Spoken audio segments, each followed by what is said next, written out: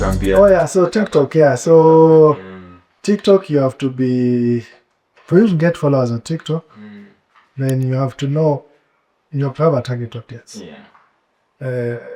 People on TikTok for various reasons.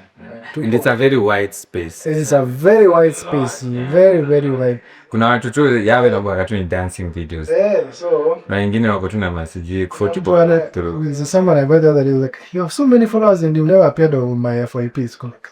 Because what you follow is different. But you know, the day they'll want to look for cosmetic surgery and they search that, I'll definitely appear pop up. Okay, I'll pop up. So have a target audience. Then the other thing now is to be able to know how to communicate what you have in a way that you reach a big audience. Algorithm, yes, an algorithm thing. It's not like YouTube where people come and watch. This is now TikTok. The algorithm has to suggest to someone. The algorithm has to suggest to someone to watch you. So you have to, first of all, it must be very clear quality, and then you have to have content that is relatable. People, TikTok. Then a couple of people live TikTok. We have to have how many views? You have to have 100,000 qualified views. And in my mind, qualified views, not the total. I think qualified views is your total views divided by, I think 2 or 3. Then you have to have you have to do live sessions. Come easy. Lot of work, yeah. And then you have to, if you're in the States, I think you stand a better chance to get paid more. Not that, but me being on TikTok is not for TikTok's paper. The primary reason I joined TikTok is to create awareness, because from TikTok I've learned that patients have been mismanaged or not managed accordingly, simply because they didn't know a plastic surgeon existed. Or there wasn't a plastic surgeon. Or there wasn't. You know, plastic surgery is growing in Kenya. 10 years ago, there were only 2 or 3 plastic surgeons in the whole country. 10 years ago, 20 years ago, when they were starting the program, it was just Dr. Nangole, Professor Inga, I think Dr. Kahoro was thereabout, and she's retiring this year. Dr. Benjamin Wabwire, who was, I think he was a plastic surgeon towards that field. There were very few, and Dr. Ida Abdullahi. There have been 4 or 5 plastic surgeons up until almost 2016. When people started graduating. Yeah, and people started graduating. And even now we are 40. Including those who are in school. Oh, including those who are in school? Yeah, we are 40. Surgeons, consultants, I think we are like 30. Yeah, 30 or 20 something. So, against a population of 55 million. Now, bands ni mingi. Bands is a lot, and bands help. And if there's something that is not well managed in this country, it's bands. I am also guilty of mismanaging bands. Because you look at the scars, because now they'll come now with bands complications. Cut it like a simple skin graft. Just a simple skin graft. I think one of the things that has hurt me the most where I work, there was a time I saw a baby who came with bands to the face. And we did the first management, the debridement just in here. But then on this side, they go and get plastic surgery. But this will be a Zuko machinery. That's I saw them, I think, a month or 2 later. On very bad scar contractures on the face. And here, a simple skin graft. Very simple, split thickness skin I took from the guy. Method difference. So right now, currently, we have several plastic surgeons in KNH. Several. Okay. And then we have a plastic surgeon in Nyeri. We have a plastic surgeon in Chuka. There's one in Kakamega as well. There's Nelson in Kakamega. We have a plastic surgeon. We have 2 plastic surgeons in Meru. Okay. We have 2 plastic surgeons in Mombasa. And MTRH, we have, I think, 3 or 4 plastic surgeons. Kadogaddo, we have 3 plastic surgeons. Then Nairobi here, we have also a couple. I think there are like 5. Answer myself. So personally, I'm located in Coptic. Coptic is on Gong Road. It's a level 6 hospital. Then also the Nairobi Adventist Hospital. It's in Nyari, where I schooled. And then but SDA better live in hospital. It's here, Integrity Center, opposite the Nairobi Provincial, Nairobi County Police Headquarters. At the Maxwell SDA Church, the Nairobi Central SDA Church. And then we run a clinic at Fifth Gong Avenue. That's your credit. Clinic, yeah, with Dr. Benzo Abwile. He's the senior, he's the head of plastics. Dr. Benzo Abwile is the head of plastics at K-Touch. He's the head of unit, K-Touch Plastics. So we run a clinic together at the 5th Ngong Avenue, office suites. It's on Ngong Road, just at the traffic lights before you diverge to Kenyan and Protest. Yeah, so that's where I'm located. Once in a while, I'll go to Huruma. You know Huruma? Huruma uko? Jumuia Hospital. There's a hospital there, it's a mission hospital called Jumuia. Jumuia Hospital. So you do, but here in Isha mostly. Oh, you Isha. NHIF. Giving back to the community. How rich are plastic surgeons? How rich? How loaded are you guys? That's not in it. Well, no, we're not rich. Let me tell you. Are you the richest? Let me tell you. Orthopedics. The last survey that was done in the US, I think the richest were orthopedic surgeons. Radiologists. Radiologists were at some point the richest doctors. Because of every small thing scan. Index scan. So radiologists, then orthopedic surgeons. Then you guys. Plastics. You see now plastics. Plastics have not been considered to be the richest because, I don't know. Pesa yetu ni ambiguous. Haiko for insurance. Haiko. Aesthetics is and then insurance CDD. So if you have a thriving aesthetics clinic, then you make more money. But it takes some time before you get here. Before a client trusts you with their life. Well, I need to tell you. Before someone decides. Let me ask you before, as you're winding up.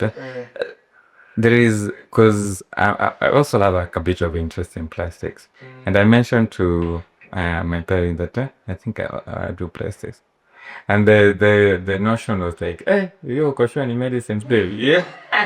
They were like, hiyo unaenda hiyo kuongezea. Hii ni hata bosi yangu amejua kupronounce hiyo jina juzi. Anasema kijana yangu anafanya surgery. Plastics. Plastics, yes, there is a very bad. The notion is that plastics is beauty. Yes, beauty.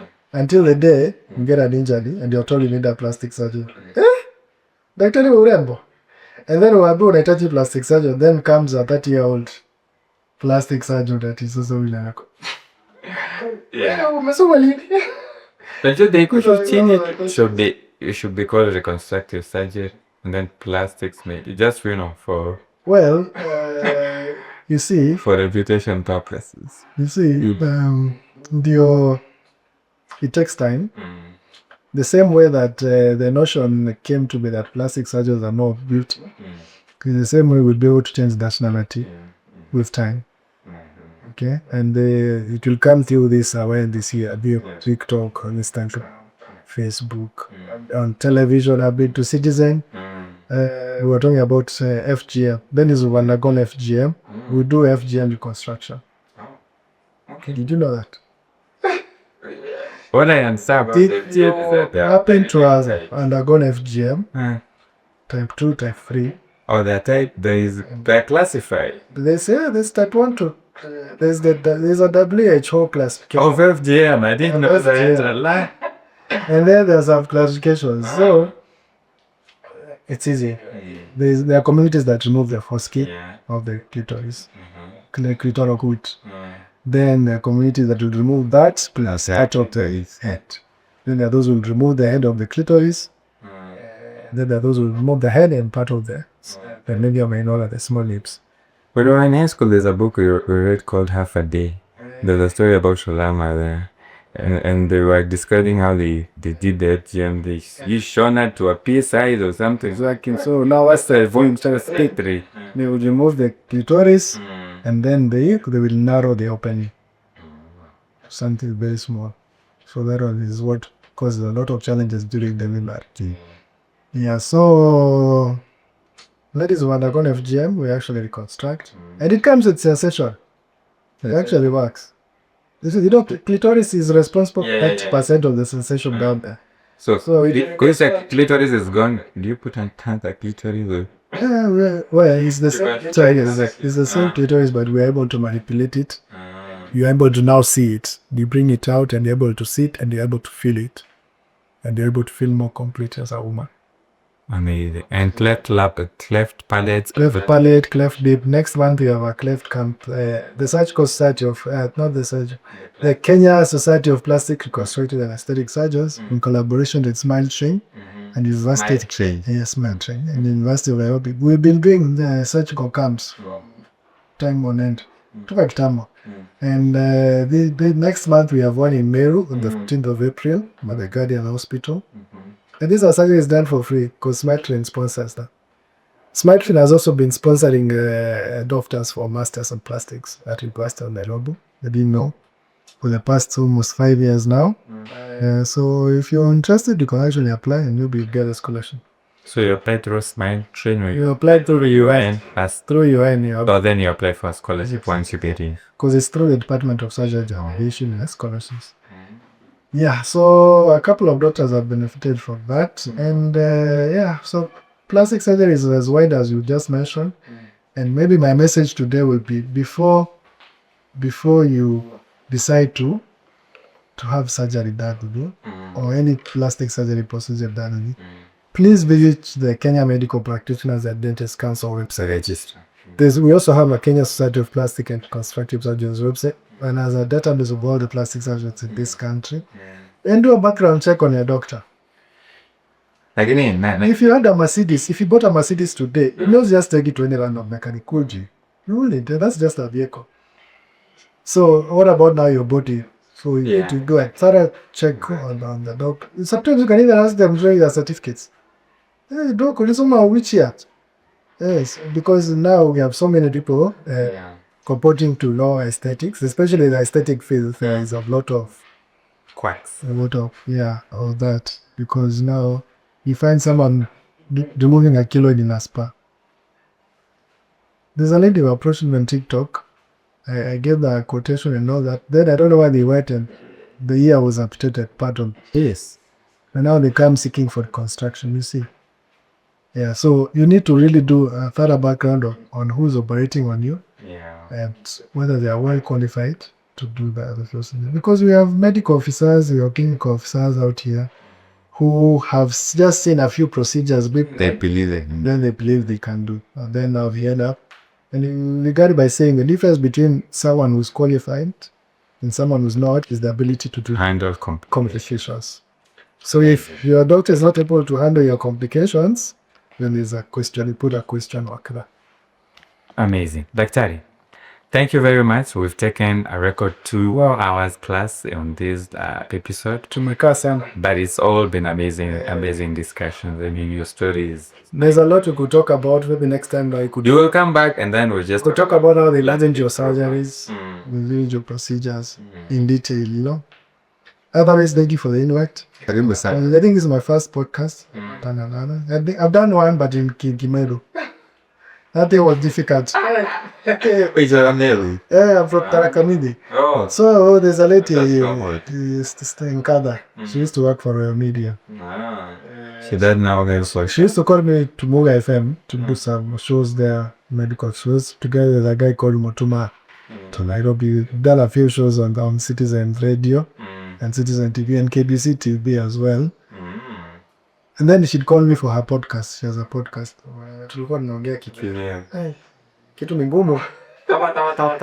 We're talking medicine in Kimeru. First we interpret the medicine to Kiswahili that is able to. Yeah, but amazing. That's why Dr. could come with we give doctors that platform where we can actually talk. You know, these are the real people that you need to be listened to. So this is the place. And thank you, Dr. for gracing us. Definitely story Jaisha, you will come back. Tutarudi tena na tena because it's why it's a lot. Thank you so much, and be blessed. We continue creating awareness in regards to plastics, and hopefully one day we will not have these issues inside out. Amazing. That's it from Daktari Akulfwan. Adios, kama kawaida. Like, comment, subscribe, share, and follow Daktari. And if you have any plastic issue, please follow me. It's Dr. Rupen, plastic surgeon on TikTok. The easy aperture. Yeah. Ruben Kamundi on Facebook and Instagram. And my number, I don't know. Weka namba. Number is Iona shita hapa. Jamaica number hapo 07797430. It's on TikTok. If you're on TikTok, it's by my number. It's the same with other M-Pesa. Tuma kajibu. So, thank you so much. Wacha tukaone wagonjwa sasa. Ndio kuja sana. Okay, right. Hi, I'm Danger. Adios guys. See you next time.